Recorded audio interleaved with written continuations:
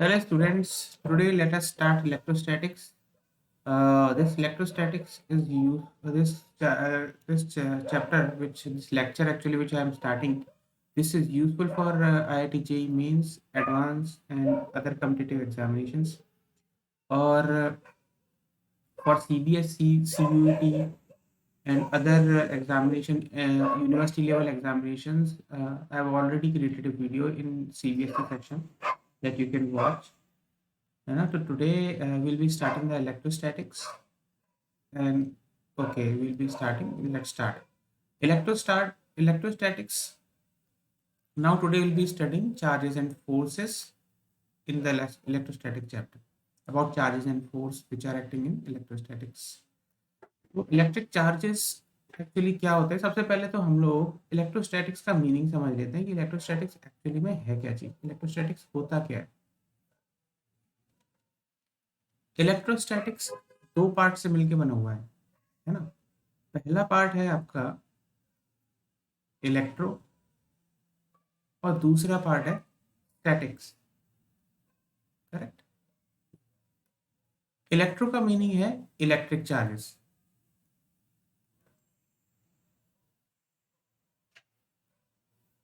और स्टैटिक्स का मीनिंग होता है स्टेशनरी। तो what we are dealing here is the charges which are stationary, charges जो कि रुके हुए हैं। करेक्ट।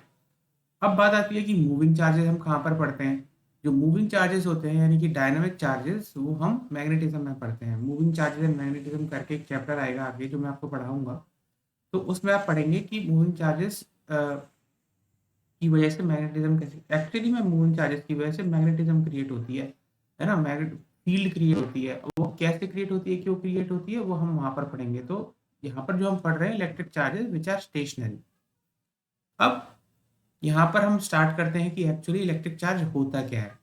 सबसे पहले तो इलेक्ट्रिक चार्ज जो होता है, electric charge actually it is a स्टेश मतलब इंट्रिंसिक प्रॉपर्टी। इंट्रिंसिक प्रॉपर्टी मतलब कि it does not depend upon mass. Correct. जो प्रॉपर्टीज मास पर डिपेंड होती है उनको हम एक्सट्रिंसिक प्रॉपर्टी कहते हैं। करेक्ट, समझ में आ गया। अब क्या होता है चार्ज के बारे में आपको एक और चीज बता देता हूं कि इलेक्ट्रिक चार्जेस जो होते हैं they are scalars, they are not vectors. ये भी समझ में आ गया।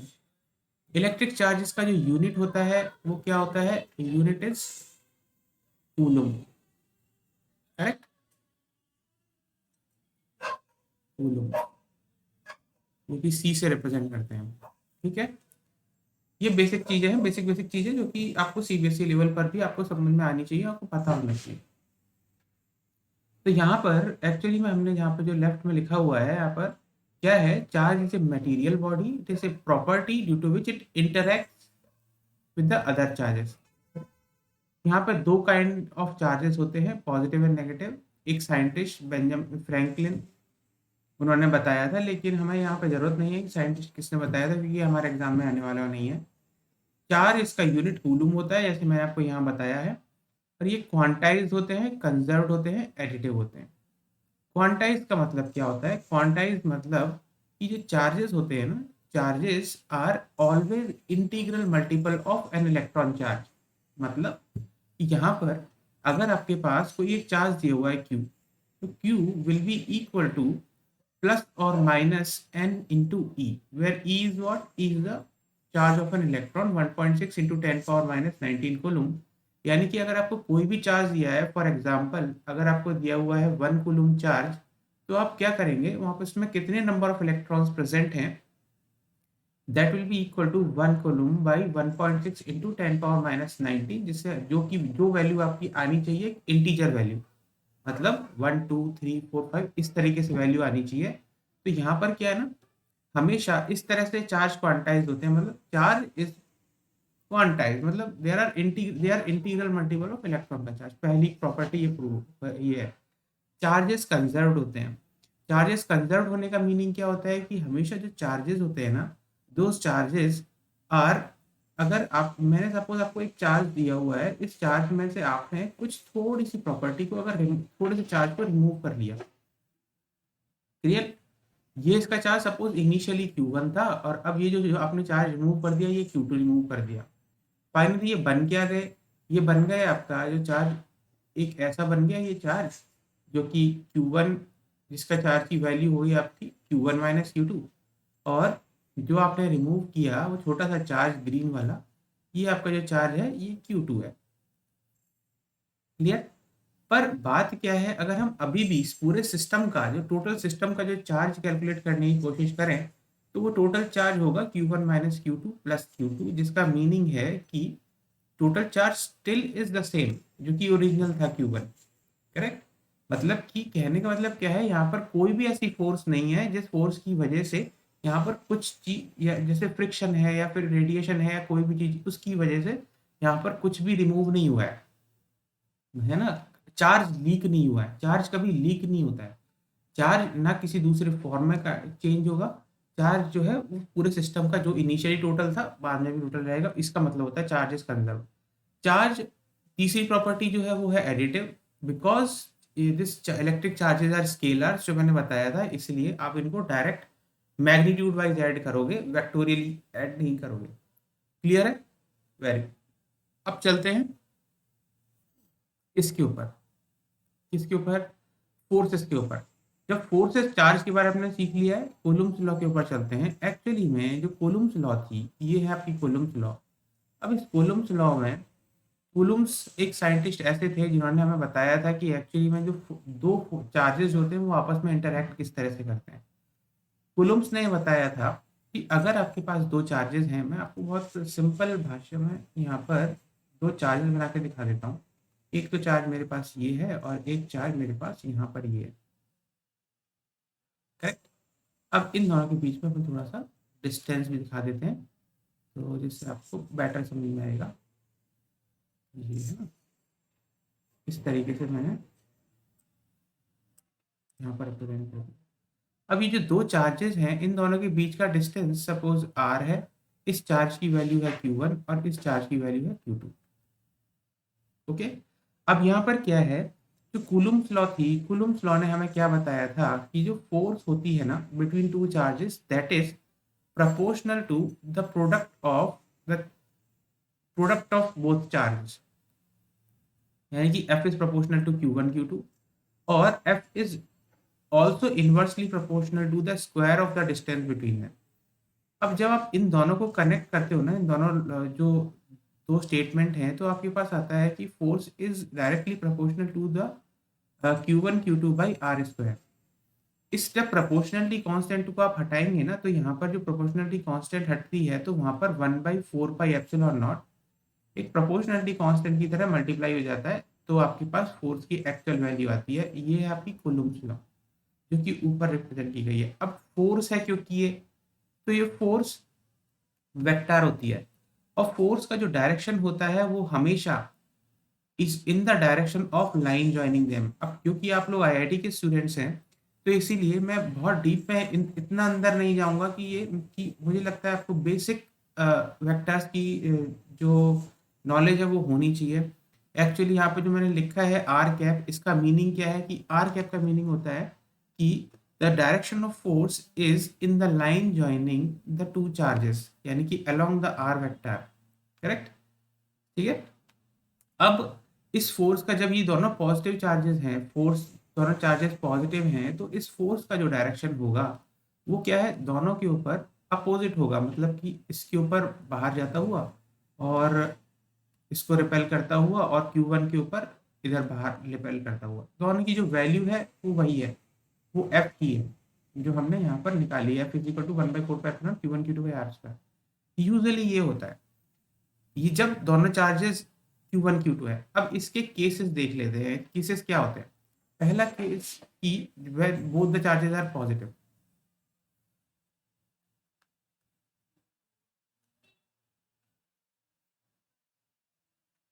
Both Q1 Q2 are positive, मतलब पॉजिटिव वाला केस तो अपन यहाँ देख ही चुके हैं लेफ्ट में।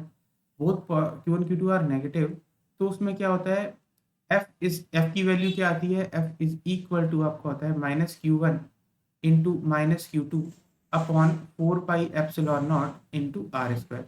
अब जो वैल्यू आएगी, माइनस माइनस तो अपने आप कैंसिल हो जाएगा, तो इसकी वैल्यू जाएगी Q1 Q2 by 4 pi epsilon naught into R square. यानी कि इसका मीनिंग क्या हुआ कि चार्जेस भले ही नेगेटिव हो गए, लेकिन हमारी जो फोर्स का जो डायरेक्शन और मैग्नीट्यूड है वो स्टिल द सेम है।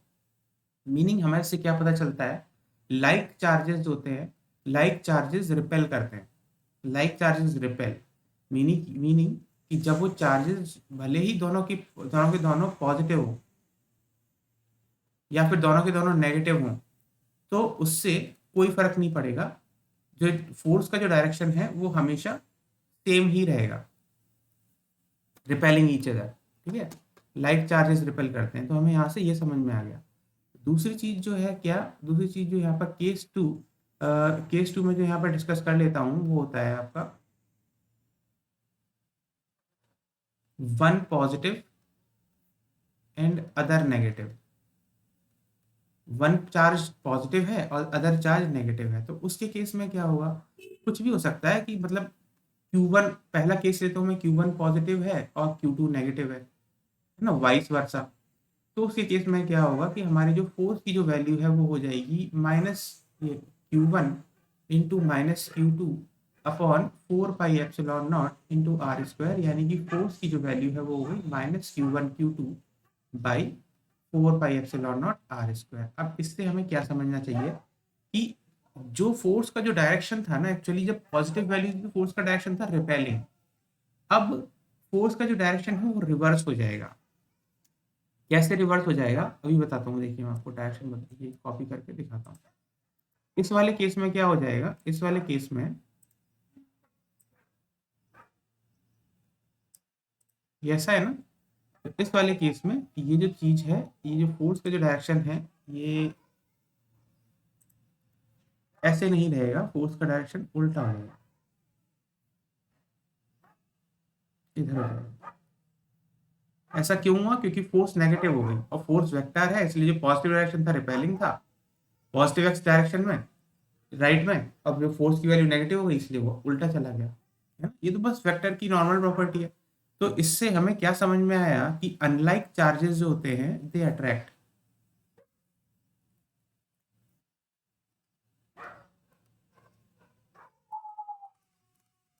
ये दो केसेस हैं जो आपको यहाँ पर समझने पड़ेंगे, और बाकी मैं कुछ कांस्टेंट्स की वैल्यू आपको बता देता हूँ जो यहाँ पर नहीं दी हुई है। यहाँ पर एक कांस्टेंट की वैल्यू जो आपको कॉन्स्टेंटली जरूरत पड़ेगी, ये है 1/4 पाई एप्सिलॉन नॉट की वैल्यू। इसकी वैल्यू होती है 9 × 10⁹। ठीक है, इसका यूनिट मैं यहाँ पर नहीं दे रहा हूँ क्योंकि यूनिट आपको निकालना आता होगा, आज आप आसानी से निकाल लोगे। और एप्सिलॉन नॉट की वैल्यू जो होती है वो होती है 8.854 × 10⁻12। इसका भी सब फिर यूनिट आप निकाल लोगे, है ना। बोलोगे तो मैं यहाँ निकाल बोल देता हूँ आपको, ये newton metre square by coulomb square इसका यूनिट हो गया, और जो एप्सिलॉन नॉट का जो यूनिट होगा वो coulomb square by newton metre square हो गया। ठीक है, ये इसके यूनिट्स है, ये इसकी दोनों की वैल्यू होती है 1/4। ये दोनों वैल्यू आपको कॉन्स्टेंटली जरूरत पड़ेगी, है ना, या एग्जाम को सॉल्व करने के लिए। इसके बाद जो नेक्स्ट कॉन्सेप्ट है वो है प्रिंसिपल ऑफ सुपरपोजिशन का, क्योंकि फोर्सेस वेक्टर होती हैं तो फोर्सेस को आप वेक्टर की तरह ही ऐड करेंगे। तो ये जो प्रिंसिपल ऑफ सुपरपोजिशन कुछ नहीं है, बस वेक्टर है, मतलब क्योंकि फोर्स वेक्टर है इसलिए आप जो भी वेक्टर फोर्सेस होंगी उनको आप आपस में वेक्टर की तरह ही ऐड करेंगे। करेक्ट, तो ये कॉन्सेप्ट्स हो गए आपके electric charges and Coulomb's law के। अब हम लोग इलेक्ट्रिक चार्जेस कूलम्ब्स लॉ जो कि फोर्स होती है, अब हम इससे रिलेटेड प्रॉब्लम देखेंगे। All the best.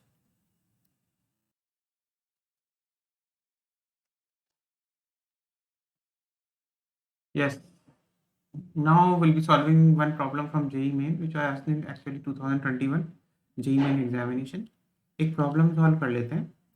Problem is, अब आपको समझ में आएगा जो अभी कॉन्सेप्ट अपन ने डिस्कस किया है उस कॉन्सेप्ट को हम अप्लाई कैसे करते हैं और उससे क्वेश्चन कैसे पूछे जाते हैं हमसे। Question is, two identical tennis balls, each having mass m and charge q, are suspended from a fixed point by a thread of length L. What is the equilibrium separation when each thread makes a small angle theta with the vertical? अब आपकी understanding के लिए सबसे पहले तो मैं ना इसका डायग्राम बना के आपको दिखा देता हूँ कि ये इस तरीके का डायग्राम है। यहाँ पर हमारे पास दो टेनिस बॉल्स हैं,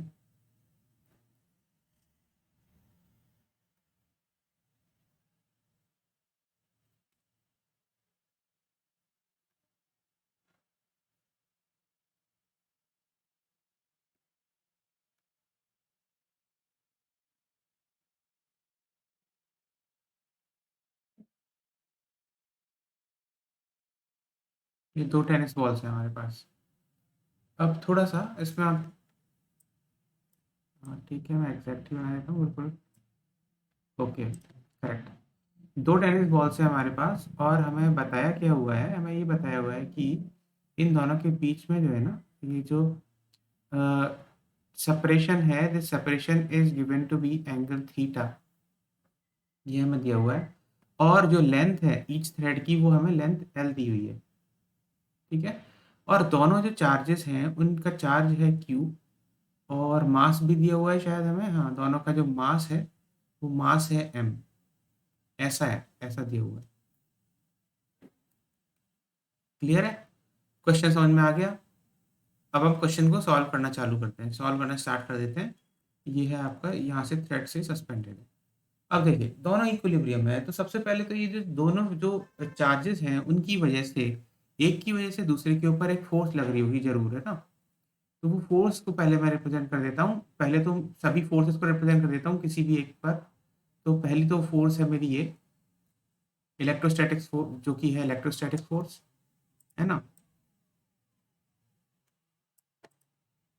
और जो दूसरी फोर्स है वो भी डाउनवर्ड लग रही होगी, और उसकी वैल्यू वो है हमारी एम जी फोर्स, क्योंकि एम जी फोर्स जो नीचे लगती है हमेशा, क्योंकि मास दिया हुआ है इसलिए एम जी फोर्स भी लगेगी,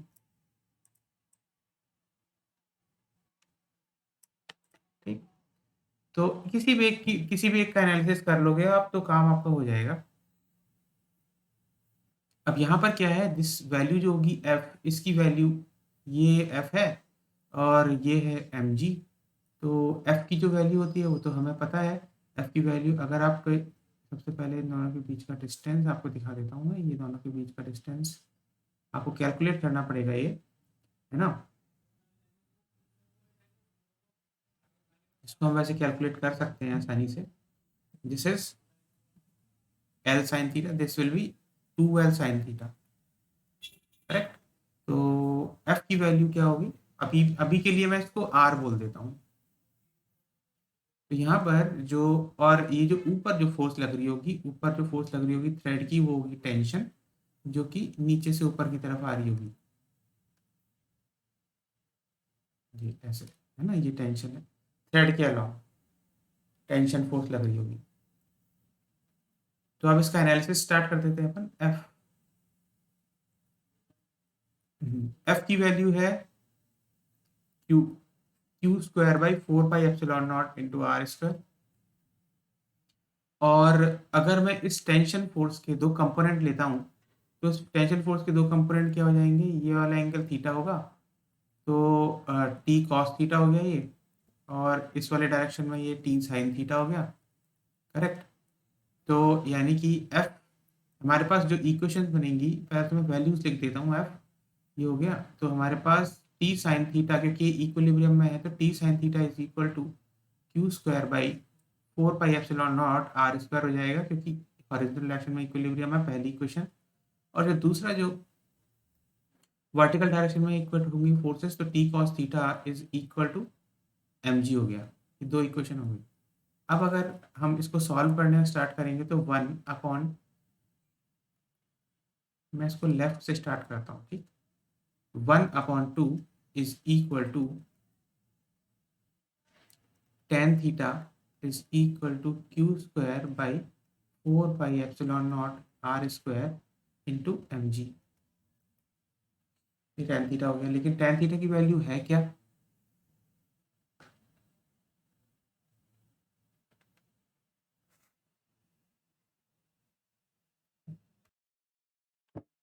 टेन थीटा की वैल्यू के लिए एक्चुअली हमें ये डिस्टेंस, ये वाला डिस्टेंस और वर्टिकल हाइट देनी पड़ेगी, लेकिन क्योंकि हमारा आंसर इस तरीके से, हम इसमें अप्रोक्सीमेशन कर सकते हैं कि थीटा स्मॉल है, तो थीटा स्मॉल है तो tan theta will be equal to sine theta is equal to theta. तो हम यहाँ पर इसको लिख सकते हैं, tan theta is equal to sine theta, इसकी value sine theta is equal to हमारा R/2L, R/2L हो गया। तो यहाँ पर इसी इक्वेशन को मैं लिख सकता हूँ कि this is equal to R/2L। तो what is the equilibrium separation उन्होंने हमसे पूछा है, तो यहाँ पे तो प्रॉब्लम तो मुझे लग रहा है सॉल्व हो गया है। देखो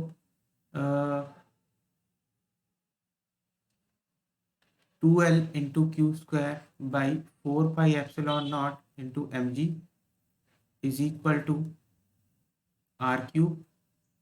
और आर की वैल्यू क्या होगी इससे हमारे पास, आर की वैल्यू जो इक्विलिब्रियम सेपरेशन है that is equal to 2 cancel कर लेते हैं यहाँ पर, तो Q square L upon 2 pi epsilon not mg whole power 1/3। This is our answer. अब यहाँ पर हम देख लेते हैं कि इनमें से कौन सा आंसर है हमारे पास। Q square L upon 2 pi epsilon not mg whole power B should be the correct answer. JEE Main का प्रॉब्लम था, इजीली सॉल्व हो गया। ठीक है, इसको अब एंड करते हैं। तो आपका ये कॉन्सेप्ट हो गया है और आपने जेई मेन का एक एप्लीकेशन भी सीख लिया है, किस तरह से आपके प्रॉब्लम आते हैं। ये कॉन्सेप्ट मिक्स क्वेश्चन था, जिसमें आपसे मैकेनिक्स की भी थोड़ी सी नॉलेज थी, प्री बॉडी डायग्राम बनाने की, और थोड़ी सी नॉलेज आपकी इलेक्ट्रोस्टैटिक्स की भी। All the best, thank you.